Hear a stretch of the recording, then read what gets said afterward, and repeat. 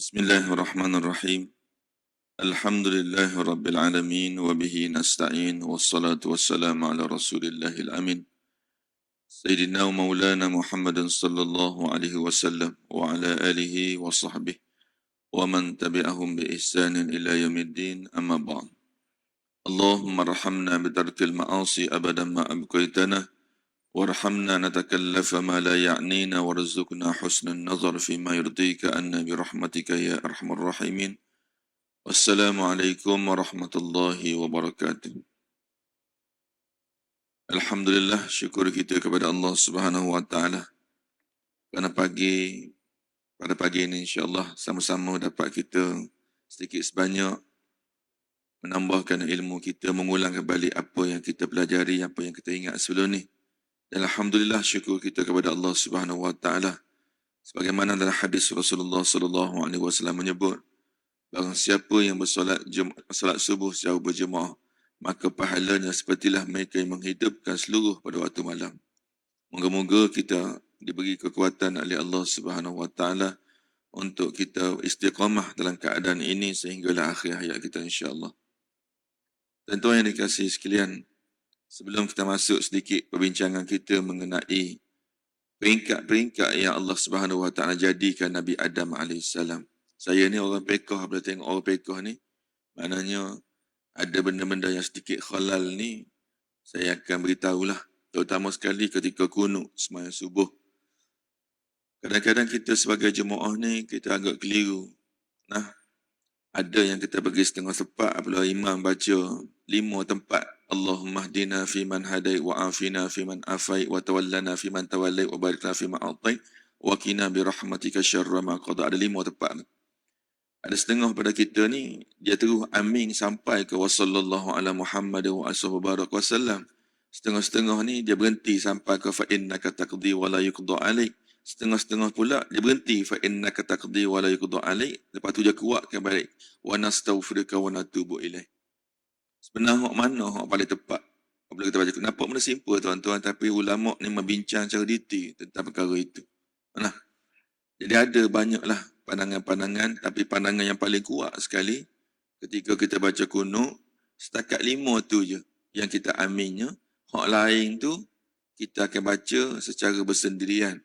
Tak perlu lagi kita nak mengaminkan kunut imam. Kalau kita nak amin juga boleh, tetapi pendapat yang paling arjah, yang paling kuat di kalangan mazhab Syafi'i, hanya kita amin kepada 5 tempat itu sahaja yang pada awal yang saya sebut tadi.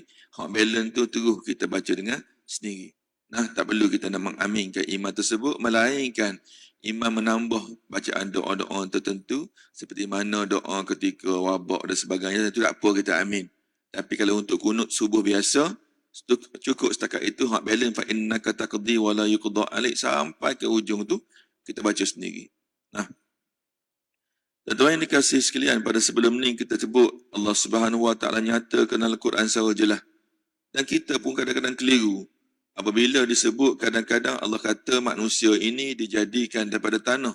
Kadang-kadang dijadikan daripada tin. Kadang-kadang dijadikan daripada ard. Kadang-kadang tin lazib. Sebenarnya Allah dah jadikan manusia ni sebanyak 5 peringkat. Betul belaka, tapi peringkat yang pertama dinamakan sebagai turab. Yang mana Allah Subhanahu wa taala sebelum jadi Nabi Adam, nak jisim macam kita semua ni, Allah jadikan kita ni 5 peringkat. Nabi Adam. Pertama daripada tanah. Dan para ulama mufassiri mengatakan bahawa Allah Subhanahu wa taala menggaulkan tanah-tanah daripada tanah yang pelbagai warna. Sebab itulah kita ni ada macam-macam color. Itu juga ada betul pandangan para ulama, ada mengatakan begitu. Pertama kita jadikan daripada tanah. Yang kedua, Allah Subhanahu wa taala lepas jadi tanah, proses yang kedua itu ditukarkan kepada tin, iaitu tanah yang dicampur dengan air. Apabila tanah tadi Allah kumpulkan satu tempat, nama dia turab. Dan apabila dimasukkan air dalam tu, orang kata nak buat kuih, nak uli, maka itu dinamakan sebagai tin. Selepas tin itu, Allah Subhanahu wa taala ibaratkan gitulah, kita kata campur ke tanah tadi, campur air, nampak tanah tu cair, nama dia tin. Dan diuli-uli lagi sehingga dia pekat mudah. Kita kata buat kuih itu, kita getel lagu ni, dia jadi barang. Maka nama dia tinul lazib. Semua dinyatakan dalam Al-Quran. Dan peringkat yang keempat, nama dia sebagai makna salsali min hama'im masnun. Pada awalnya tanah berbagai-bagai, kemudian tanah cair, kemudian tanah yang boleh digetel-getelkan, kemudian pekat yang keempat, pekat yang sebelum terakhir itu, tanah itu dah menjadi agak keras. Dan akhir sekali ditukar kepada salsalin kal fakhari. Maknanya ketika itu Allah jadikan tanah kita yang paling keras dan dibakarkan pula tanah itu dan dibentukkan dengan bentuk keladang bentuk sebagaimana yang ada pada hari ini. InsyaAllah saya akan nyatakan satu persatu tentang perkara ini. Dan keadaan wahadhil marhalul khamisah wal akhirah. Dan inilah peringkat yang kelima yang saya sebut tadi, allati marra biha khalqul Adam alaihissalam qabla an yanfakhullahu fihi ruh wa yasira insanan hayya. Apabila peringkat yang kelima min salsan ini kal fakhar tadi dan telah dibentuk dengan jisim sebagaimana jisim kita pada hari ini. Cuma ketika itu Allah Subhanahu wa taala belum lagi tiupkan roh kepada tubuh Adam alaihissalam supaya dia hidup. Dan ketika itulah Adam jasadin biduni roh, ketika itu jadilah Nabi Adam alaihissalam dalam keadaan yang mana jasad yang sekeping, yang sebujur itu, tapi tidak ditiupkan roh lagi ketika itu. Wa qad tarakallahu Adam fil jannah jasada musawwara wa timthala mujassama. Dan apabila telah dibakar jasad tersebut untuk jadi kukuhkan jasad tersebut dan terbentuklah dalam bentuk Nabi Adam AS seperti mana bentuknya manusia pada hari ini, dan Allah tinggalkan Nabi Adam itu dalam syurga dan dalam tempoh yang tidak dinyatakan, sedangkan ketika itu Nabi Adam belum lagi ditiupkan roh ketika itu. Apa tujuan Allah Subhanahu wa taala letak dalam syurga itu? Dan dalam tempoh yang tidak dinyatakan dalam Al-Quran atau dalam hadis. Tujuannya adalah untuk dipamerkan kepada seluruh makhluk-makhluk yang ada di langit dalam syurga ketika itu. Nah, jadi di dalam Quran disebut wa akhbarna Rasulullah sallallahu alaihi wasallam anna awwala ma yukhlaqu min insani huwa ajbun dzamb. Dalam hadis mengatakan bahawa manusia ini pada asalnya dia dijadikan daripada hujung sulbi. Hujung sulbi ini merujuk kepada anak cucu dia. Nabi Adam asal dijadikan dari tanah, tetapi anak-anak Adam kemudiannya dijadikan daripada hujung sulbi. Belakang kita ni di hujung sekali itulah terbentuk di antara asal usul manusia. Nah, sebab tu orang kata apabila manusia ni Allah Subhanahu wa taala qala kullu bani Adam ya'kulu turab. Seluruh tubuh badan manusia ni apabila dimasuk dalam kubur, maka dia akan dimakan oleh tanah. Illa ajbuz zanab, melainkan Allah akan kekalkan satu anggota, satu bentuk, nama dia ajbun nazam, iaitu batang sulbi. Maknanya ketika itulah apabila Allah Subhanahu wa taala meniupkan sangkakala untuk dibangkitkan manusia, dalam kitab-kitab mengatakan bahawa akan terbentuklah daripada batang sulbi tadi akan membentuk menjadi manusia kembali. Ini banyak ulama menyatakan perkara tersebut. Apabila manusia ini, Nabi Adam telah dicipta tadi dengan sujud dengan 5 peringkat tadi, maka Allah letak dalam syurga dan tidak dinyatakan berapa tempoh dalam syurga tersebut dengan tujuan untuk dipamerkan kepada makhluk-makhluk yang ada di langit ketika itu. Iblis yata'ajjaba wa ya'rafu nuqtah dha'f Adam. Dalam hadis yang lain mengatakan bahawa para malaikat tengok subhanallah, comelnya manusia ini. Betul lah Tuhan kata laqad khalaqnal insana fi ahsani taqwim. Maka dijadikan manusia ini sebaik-baik kejadian. Bukan para malaikat saja yang rasa takjub hebatnya ciptaan Allah, dan tak pernah, yang sangat special, yang lain daripada lain. Tak pernah Allah ciptakan sehebat ini makhluk ini. Ujinya para malaikat taat kepada Allah Subhanahu wa taala. Malaikat ni tak pernah ingkar kepada Allah. La ya'sunallaha ma amarahum. Mereka tidak pernah sekali-kali ingkar perintah Allah. Wa ya'murun, la ya'sunallaha ma amar wa yaf'aluna ma yu'marun. Dan mereka akan lakukan apa saja yang Allah perintah kepada mereka. Termasuklah iblis. Dia kata lamma sawwarallahu Adam fil jannah tarakahu. Apabila Allah jadikan manusia ini, Nabi Adam dan sejujur badan, tak ditiupkan roh, dan Allah tinggal dalam syurga, masya Allah an yatufaja'alahu iblis yatifu. Selepas malaikat ni kita tengok puji kehebatan Allah jadikan Nabi Adam AS tadi, faja'ala iblisu yatifu bihi. Maka iblis juga tak lepas peluang. Ketika itu iblis dalam syurga, tuan-tuan. Belum dihalau ke dalam daripada syurga ke muka dunia. Dia berpusing-pusing jasad Nabi Adam. Kalau duduk tengah-tengah gini, dia tawah, dia tengok. Dalam perut hati iblis tu sendiri, dia rasa takjub, hebat ni manusia ni. Dia pusing tengok Nabi Adam alaihissalam, belek atas, turun bawah, tengok belakang lagu mana keadaan. Tujuan gapo iblis ni? Sebabnya Tuhan kata dah, wa idh qulna lil malaikati inni ja'ilun fil ardi khalifah. Apabila Allah Subhanahu wa taala sebut dalam Al-Quran, wahai makhluk-makhlukku di langit, termasuk malaikat, termasuk juga maklum kepada iblis bahawa Tuhan akan jadikan manusia ini khalifah di atas muka bumi. Walaupun insya-Allah kita cerita, walaupun ada sedikit persoalan yang telah ditanya oleh malaikat, tapi Allah Subhanahu wa taala tetap nak ciptakan. Bahkan iblis ni seolah dia tahu akan datang nanti dia akan jadi makhluk yang durhaka kepada Allah disebabkan dia. Maka dia cari siap-siap siapa Nabi Adam. Nah, dia tengok jasad kawan tu tak hidup lagi. Tengok bawah, oh, hebat Allah ni. Tak pernah lagi Tuhan buat lagu ni. Mudah kita kata bahasa begitu. Dia tengok. Last sekali kata, yanzuru ilaihi falamma ra'ahu ajwa. Iblis kata, aku jumpa dah. Iblis kata. Di sebalik kehebatan Allah ciptaan manusia ini, maka iblis kata pada awal dia takjub, dia kata falamma ra'ahu ni ajwaf arafa annahu khalqul la yatamalak. Aku jumpa dah kelemahan manusia yang paling ketara sekali, yang mana manusia ni tidak akan mampu untuk tolak godaan aku ni dengan satu benda ni. Dia tahu. Gapo dia kata? Falamma ra'ahu ajwaf. Dia kata, ada di dalam tubuh badan Adam ketika itu ni satu tempat rongga. Yang mana rongga inilah menjadi asas kepada aku untuk aku goda Adam nanti. Katanya iblis. Ai annal iblisa kana yaduru haula jasad Adam mulqa alal ardil jannah yanzuru ilal fahisa muta'ajjiba. Pada awalnya iblis tengok Adam alaihissalam dengan perasaan yang takjub sekali. Falamma am'ana an-nazar fihi, apabila dia perhati betul-betul, dia kata wajadahu ajwaf, maka dia jumpalah dalam kelemahan Nabi Adam itu nama dia adalah rongga. Maka ketika itu para ulama mentafsirkan apa yang dimaksud la yatamalak, la yamliku nafsahu indal ghadab, yang mana perkara rongga ini menyebabkan manusia ini tidak mampu untuk mengawal dirinya ketika dia marah, au indi syahwah. Dan disebabkan benda ni, aku jumpa ni iblis kata, manusia ni tidak dapat melawan kehendak hawa nafsu dia. Dia kata, inna farara jawfil insan wa khul dakhil dalilul da'fi. Maka, rongga yang dimaksudkan itu oleh para ulama, namanya adalah perut. Perut kita. Punya bahaya perut kita ni.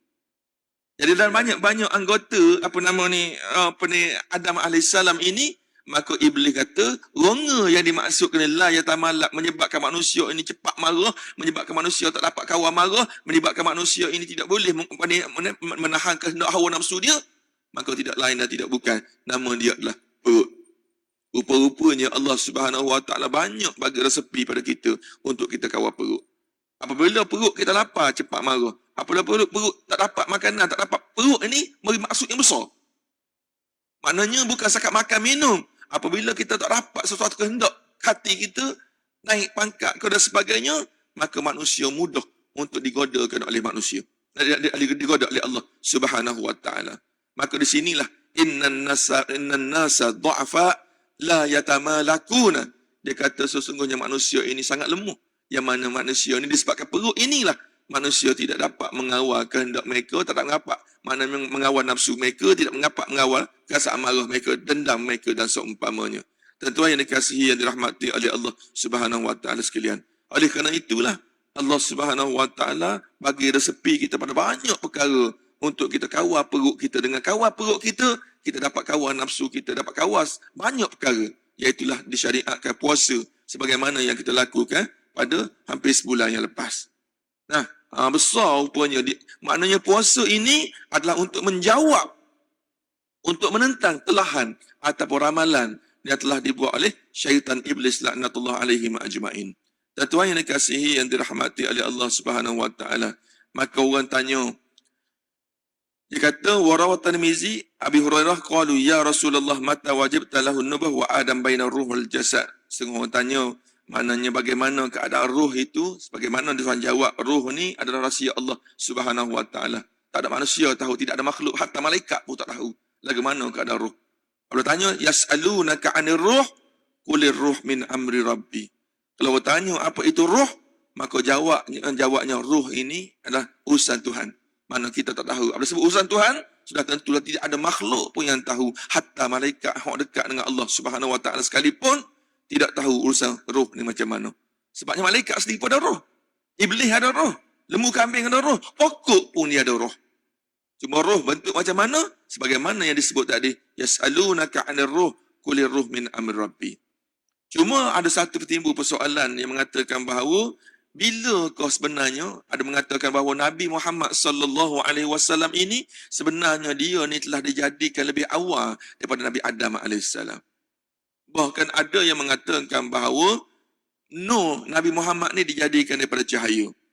Nah, sebenarnya ada jawapan. Sebab Tuhan kata dah bahawa apabila sebut manusia, Nabi Muhammad tu manusia, maka sudah tentunya asal usulnya semua daripada Adam alaihissalam. Cahaya ni hanya adalah Allah jadikan pada malaikat saja. Dan kita ni adalah dijadikan daripada tanah. Termasuk Nabi Muhammad sallallahu alaihi wasallam. Cuma Nabi sebut, dalam riwayat setengah mengatakan bahawa ketika Adam alaihissalam nanti kita cerita, apabila Adam telah dihalau keluar daripada syurga, diletak di atas muka bumi sehingga bertaubat puluhan tahun, Allah Subhanahu wa taala tidak terima taubat Nabi Adam alaihissalam. Sehinggalah satu saat Nabi Adam tersebut nama. Dia pernah dengar dalam syurga bahawa pernah berlaku perbincangan dengan para malaikat bahawa akhir zaman nanti akan ada satu manusia nama dia Muhammad sebagai khatimul anbiya. Nabi ialah sekali. Dan makhluk-makhluk dijadikan di atas muka bumi ini disebabkan nak jadikan dia. Maka Adam AS bertaubat kepada Allah Subhanahu wa taala. Dia kata, ya Allah, lebih kurang ya Allah tu aku dengan nama Muhammad. Mana seolah-olah dengar nama Muhammad tu, makhluk-makhluk terkejut. Ada riwayat mengatakan bahawa antara Allah Subhanahu wa taala ampunkan Adam alaihissalam selain pada sifat Rahman Rahim Allah, tapi antaranya adalah dengan nama Muhammad sallallahu alaihi wasallam. Jadi sebenarnya Nabi Muhammad ni tetap dijadikan selepas daripada masa dia lah. Cuma perancangan Allah Subhanahu wa taala untuk jadikan Muhammad ini sebelum perancangan nak jadi Adam alaihissalam lagi. Seolah begitulah. Itu mudah jawapannya. Dan tuan yang dikasihi, yang dirahmati oleh Allah Subhanahu wa taala sekalian.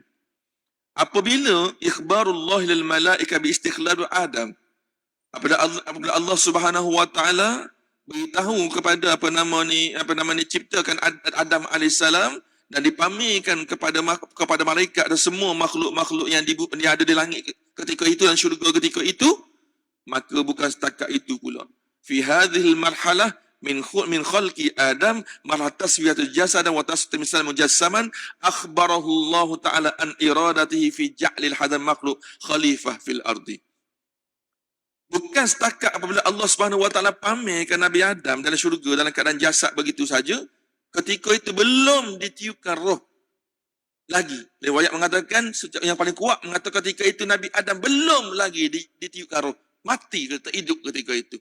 Allah Subhanahu wa taala bersebut kepada para malaikat, ayat yang saya baca tadi, wa idz qala rabbuka lil malaikati inni ja'ilun fil ardi khalifah qalu ataj'alu fiha man yufsidu fiha wa yasfiku ad-dima' wa nahnu nusabbihu bihamdika wa nuqaddisu lak qala inni a'lamu ma la ta'lamun.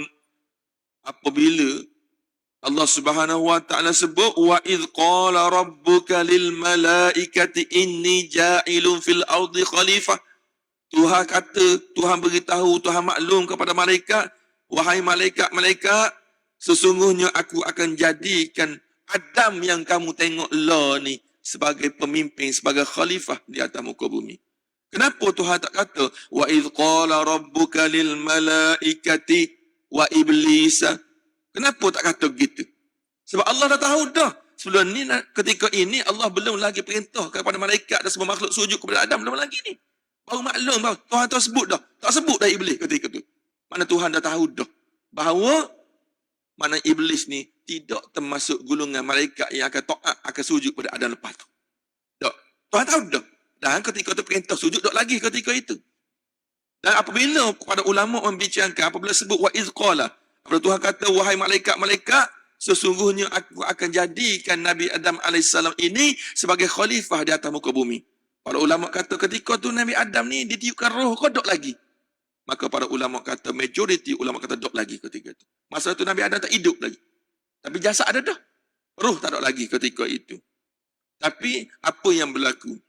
Maknanya mengejutkan para malaikat. Bukan malaikat ni ingkar, tapi terkejut malaikat. Sebab malaikat tahu dah perangai Nabi Adam. Bukan sahaja iblis yang sebut bahawa Nabi Adam ada kelemahan. Malaikat pun tahu dah.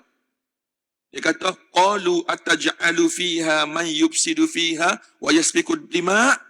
Ya Allah, adakah kamu nak jadikan manusia ini sedangkan kamu tahu dah dia ni adalah manusia yang boleh merosakkan muka bumi. Dan bukan setakat itu, mereka ni akan bertumpah darah, akan berperang sama sendiri kerana merebutkan kepentingan, rebut pangkat harta dan sebagainya. Tanya kepada malaikat, wa nahnu nusabbihu bihamdika wa nuqaddisu lak. Sedangkan kami ni setiap saat, setiap detik, setiap masa taat padamu, ikut apa perintahmu pun tak mampu nak jadi khalifah di atas muka bumi. Katanya malaikat. Maka Tuhan jawab apa? Qala inni a'lamu ma la ta'lamu. Wahai malaikat, aku lebih tahu gapo yang aku buat. Dia kata tafsir pak. Waktu malaikat tu sujud takut pada Allah Subhanahu wa taala. Apabila Tuhan kata inni a'lamu ma la ta'lamu, aku lebih tahu gapo daripada apa yang kamu tahu. Mu tak tahu gapo pun. Kata soalan begitu, mu tak tahu gapo, aku lebih tahu. Katanya Allah. Maka para ulama pun mentafsirkan, adakah malaikat tanya, ya Allah, mu nak jadikan manusia sedangkan mu tahu dah perangai manusia lagu ni. Maka para ulama pun kata, malaikat tanya ketika itu bukannya instingkari. Sebabnya soalan ni, adakah ni kadang-kadang memberi maksud instingkari. Contohnya kata, kalau kita kata lantik, kita tatik si A. Si A ni nak pegang jawatan-jawatan tertentu. Dan semua orang tahu si A ni orang tak amanah. Orang tahu berlaku. Di jabatan kita si A ni seorang tak amanah. Tiba-tiba kita sebagai bos pergi latih si A ni jadi pegawai-pegawai tinggi. Maka staf-staf, bos betul tak bos nak latih orang lagu ni? Maknanya kita tanya ke bos tu bukan nak minta kepastian. Kita tanya pada bos ni seolah kita bantah. Bos tahu dah orang ni tak baik, bos lantik juga. Tapi malaikat ni tak. Dia tanya Allah Subhanahu wa taala ni bukan membantah, tapi tanya kepada Allah Subhanahu wa taala minta kepastian. Yang minta kepastian, minta penjelasan, minta kepastian. Bukannya pada malaikat ni ingkar pada perintah Allah. Allah kata, inni a'lamu ma la ta'lamu. Tu malaikat tu sujud takut pada Allah Subhanahu wa taala. Maknanya banyak benda yang malaikat sendiri tak tahu. Nak Allah lebih memang tahu apa nak dia buat. Walamma akhbarahu Allah min istikhla' Adam wa banihi fil ardi qalu ataj'alu fiha. Dua sifat ni Tuhan sebut jelas-jelas. Pertama sekali, yufsidu fiha, suka buat merusak.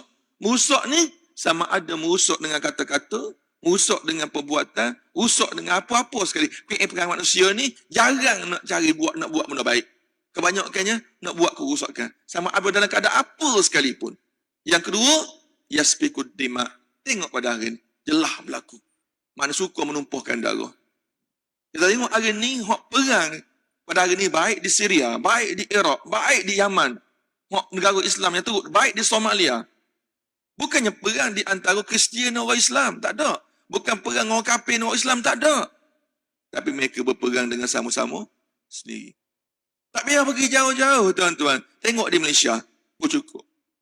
Nah, tengok Malaysia, minta maaf saya sebut. Nah, parti Islam, berapa ada di kalangan orang Islam perang sama sendiri. Tengok sendiri di Malaysia. Ni bukan saya sebut. Allah dah nyata daripada awal lagi. Hak ni tak tegur siapa. Ni bukan dengan orang Cina, bukan dengan orang India, tuan-tuan. Tapi berlaku sesama kita.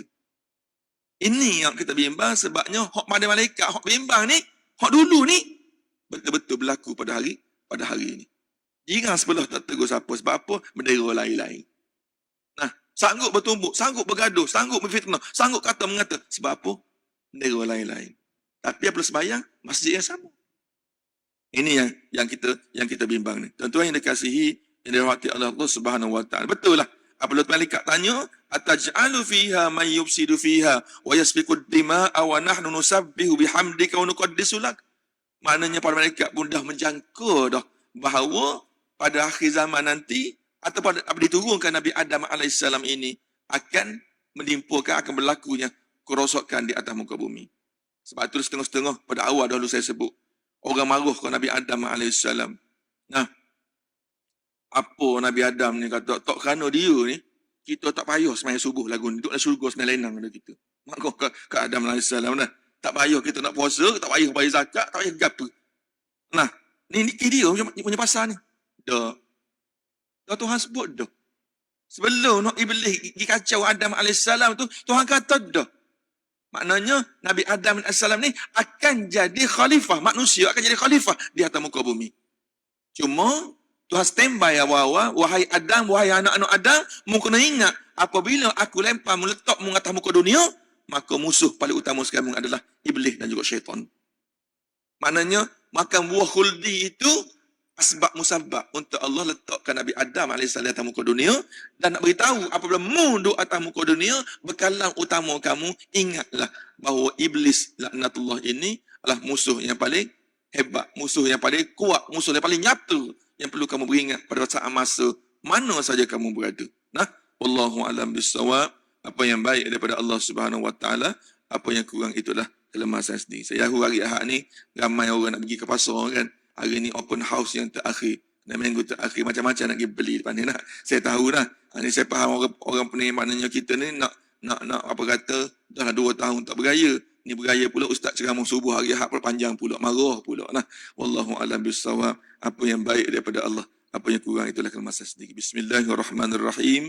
Ya muallim al-Ibrahim al-hikmata 'allimna, ya mufahhim Sulaiman fahimna, fafahamnaha Sulaiman wa kullan ataina hukma wa ilma, wa sakharna ma'a Daud al-jibali yusabbihna wat-tayr wa kunna fa'ilin. Ya Rabb Sulaiman, ya Rabb Ibrahim, Musa wa Isa, ya Rabb Muhammadin sallallahu alaihi wasallam, akhrijna min zulumatil jahli wa nisyan bi rahmatir rahimin. Allahumma zidna ilma warzuqna fahama bi rahmatika ya rahimin. Allahumma nawwirna bi nuri ilmik wa ab'ina nisyan bi rahmatika ya rahimin. Walhamdulillahi rabbil alamin. Subhanakallahumma bihamdik asyhadu an la ilaha illa anta wa astaghfiruka wa atubu ilaik. Wa la asnin salafil dalam salihat wa tawasaw bil haqq wa tawasaw bis sabr. Wassalamu alaikum warahmatullahi wabarakatuh.